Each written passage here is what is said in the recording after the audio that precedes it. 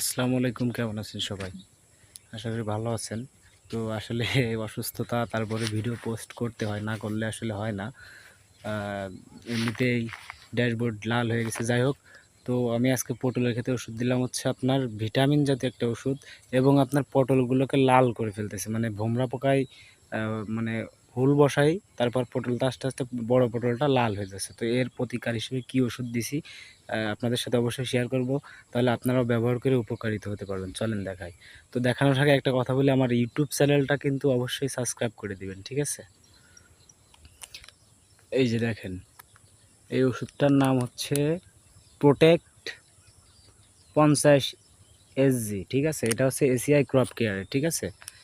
Protect 50 ECG. ঠিক আছে? এইটা দিলে আপনার যে পটলটা আছে, আপনার বড়, বড় পটলগুলো হুল বসায়, ভোমরা পোকা, যেটা ওটার জন্য খুবই উপকারী।